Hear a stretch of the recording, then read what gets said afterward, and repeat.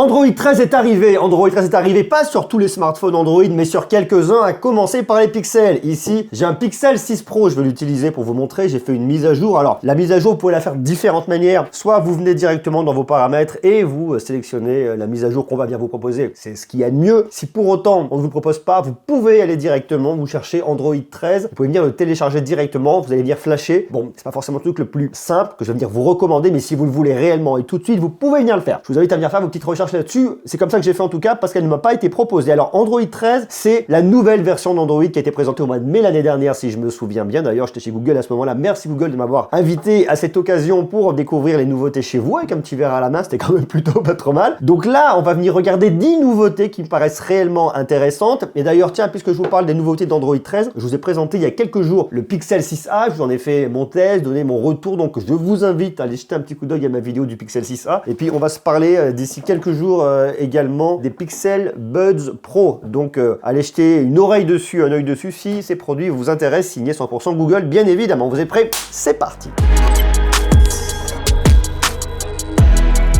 10 nouveautés. Alors première nouveauté qui est vachement intéressante, c'est souvenez-vous l'année dernière avec Android 12, Google avait apporté Material You qui était une vraie nouveauté en termes de personnalisation. Et bien Material You continue à évoluer. Vous allez ici dans vos paramètres, vous venez juste en bas ici dans fond d'écran et style. Alors là moi j'ai mis un petit fond d'écran un peu coloré, un peu péchu, histoire que bien vous le voyez comme ça. Et bien en fait qu'est-ce que va venir faire Material You? Il va venir faire matcher les couleurs de votre fond d'écran en vous proposant différentes combinaisons de couleurs. Donc en fait vous en avez quelques-unes, là vous montez jusqu'à 16 combinaisons de couleurs en partant de ces teintes-là. Donc ça, c'est assez rigolo. Regardez, vous venez, vous avez tout ça. Donc vous choisissez en fait ce que vous voulez, toutes les déclinaisons qui vont venir vous intéresser pour votre thème, pour vos icônes. Alors, il y a des trucs qui sont un peu dégueux, on va pas se mentir, mais il y a des trucs qui sont aussi vachement bien. Les premiers me paraissent quand même être pas trop mal. On peut mettre un peu de bleu également si on veut un peu de bleu. Allez, on va se dire ça, pourquoi pas. Donc ça, c'est les couleurs qui vont être mélangées avec un petit patchwork et vous avez des couleurs de base monochrome avec également 16 couleurs. Donc il y en a un peu plus. On peut venir personnaliser davantage. Ça, c'est du Material You version Android 13. Autre évolution, c'est le lecteur média qui a évolué, qui est beaucoup plus sympa, beaucoup plus clair. Alors regardez, je vous l'ai mis juste là. Mon lecteur média est ici. Et là, si vous regardez de plus près, eh bien en fait, il est beaucoup plus intéressant. Je vois mon morceau, play, pause. J'ai accès aux appareils qui sont connectés. Alors je pourrais avoir mes Pixel Buds Pro, mais pour l'instant, je les ai pas reliés à ce téléphone-là. Donc si j'ai un autre appareil, eh bien je peux venir le retrouver ici. Donc ça, ce sont mes appareils. Et puis j'ai ma musique que je vais venir retrouver là directement. Donc c'est pratique, c'est sympa, directement. Je trouve ça plutôt pas mal fichu. Je l'ai également sur mon écran d'accueil ici, vous voyez, je vais venir le retrouver avec les mêmes options, voir où est-ce que je veux venir diffuser sur ce téléphone ou sur un appareil connecté. Je trouve ça vraiment pas mal, plutôt bien fichu, beaucoup plus joli, surtout beaucoup plus esthétique par rapport à ce qu'on avait sur Android 12. Et puis autre petit truc, là regardez, hop, on va venir par ici. Vous avez votre petit bouton qui est situé juste là pour venir accéder à vos réglages très rapidement en bas à droite. Le bouton pour venir l'allumer et l'éteindre, enfin surtout l'éteindre parce que là, vous n'allez pas venir l'allumer puisqu'il est déjà allumé. Bravo Monsieur Creux pour l'astuce. Donc ça voilà, il fallait le voir, il fallait le savoir. Autre chose, et puisqu'on est dessus, on va regarder ça. Là vous voyez, et il est en train de vous le marquer, que vous avez 3 applications qui sont actives. En fait, il vous les notifie, ça c'est plutôt pas mal. Et lorsque vous appuyez dessus, eh bien vous voyez les applications qui sont actives. Alors là j'ai Spotify qui me joue de la musique. Je vais avoir également mon interface Android 13 qui est juste là. Et puis j'ai Samsung Health qui travaille en fond. Alors l'interface Android 13, je ne vais pas l'éteindre. Par contre, je peux venir couper là si je le souhaite Spotify. Par exemple là, tac, j'arrête la musique. Il est bien écrit arrêter, donc c'est bien fini, ok. Samsung Health également, si je veux l'arrêter, je peux l'arrêter. Comme ça, je vois directement ici quelles sont les applications. Vous voyez, il ne m'en reste plus qu'une qui travaille en tâche de fond. Je trouve ça aussi assez malin, assez intuitif. Et puis surtout, ça va vraiment dans le sens de la sécurité. Ils apportent toujours plus de sécurité, toujours plus d'informations. Alors, puisqu'on parle d'informations, il y a une autre nouveauté que je trouve aussi super bien. C'est que lorsqu'une application se lance pour la première fois, elle va vous demander une autorisation de vous envoyer des notifications. Alors qu'avant, elle le faisait directement. On va se prendre quoi, par exemple, un TikTok. Allez hop, TikTok. Autoriser TikTok à vous envoyer des notifications. Allez, j'autorise. Donc ça, c'est pour TikTok. On va se prendre quoi, par exemple? Bah tiens, Uber Eats de la même manière. Hop, et il me le demande directement. Autorisez-vous Uber Eats à vous envoyer des notifications. J'autorise. Donc ça, c'est plutôt cool. Et je trouve que c'est bien. Une fois de plus, ça permet vraiment d'informer le consommateur par rapport à ce qui se passe dans son téléphone. Et on fait le choix dès le départ. On est averti. Autre nouveauté au niveau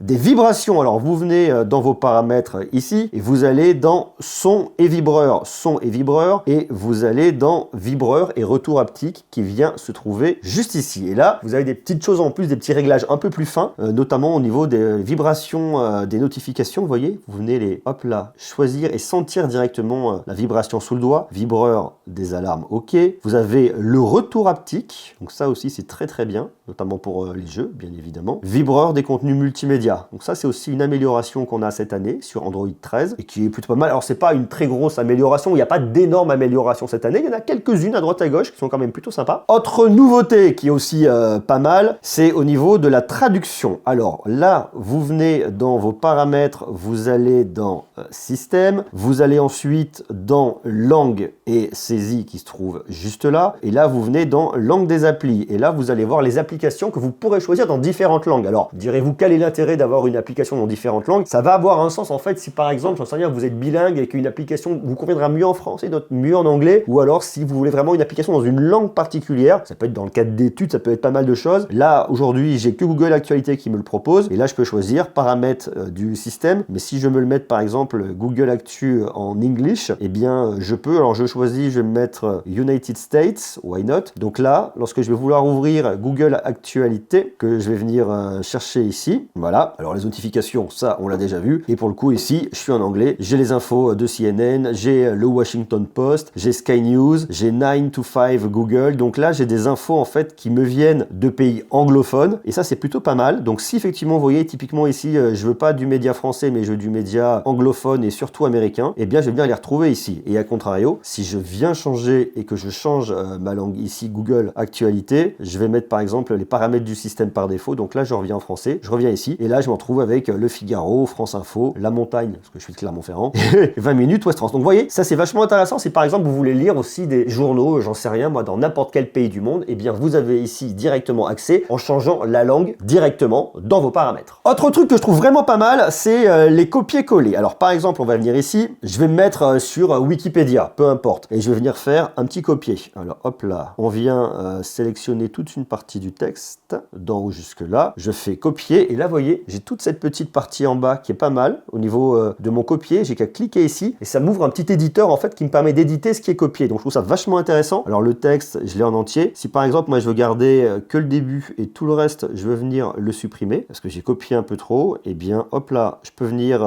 supprimer tout le reste là, voilà, je sélectionne, je vais jusque là, voilà, et je garde que ça. Et ça c'est quand même vachement bien. Ensuite je fais OK, et je viens retrouver toute ma partie là qui est copiée ici, et là je peux venir la partager. Donc c'est beaucoup plus esthétique, c'est beaucoup plus visuel et beaucoup mieux. Alors là je vous le montre directement sur un texte, mais je peux faire exactement la même chose sur une photo. Tiens, par exemple là j'ai une petite photo, hop, je vais ici, je vais dans copier l'image, je me retrouve avec pareil cette petite partie qui est juste en bas, et là je peux venir directement annoter, griffonner en disant ben tiens par exemple ça, hop là j'entoure ça, je veux le montrer, une petite flèche rouge pour vraiment signifier que c'est ça qui m'intéresse. Je peux venir rajouter du texte, coucou, voilà, coucou par exemple, je suis à la fenêtre, vous voyez, donc j'ai pas mal de possibilités, et une fois que j'ai fait ça, eh bien je fais exactement la même chose, je fais copier avec mes petites annotations et mes petites modifications que vous allez voir directement là, je clique ici et je peux venir le partager directement, l'envoyer par message, l'envoyer sur Instagram, enfin bref, c'est pas mal, c'est simple, c'est intuitif, et ça c'est cool. Autre nouveauté, pour le coup elle n'est pas visuelle, elle n'est pas graphique, vous avez des nouveautés au niveau de l'audio. Ici on va pouvoir retrouver du spatial audio, de l'audio spatialisé, et du Bluetooth LE, Low Energy. On en reparlera une prochaine fois. Et on est également compatible MIDI 2.0 via l'USB. Autre nouveauté, alors c'est plus du petit point de détail me direz-vous, c'est que vous avez un lecteur de QR code qui est intégré directement. Pas besoin d'utiliser l'application Google Lens pour venir scanner un QR code. Vous descendez ici directement et vous allez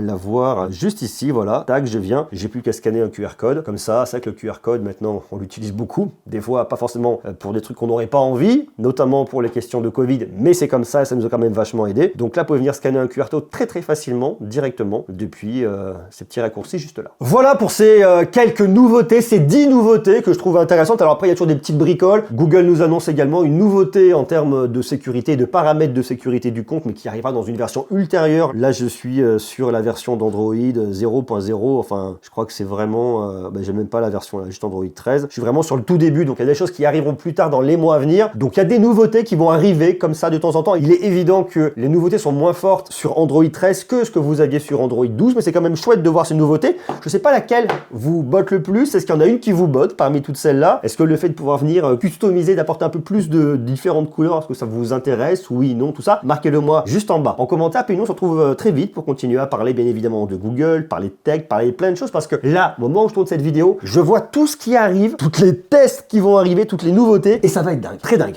Prenez soin de vous, je vous embrasse et à très bientôt. Bisous. Ciao.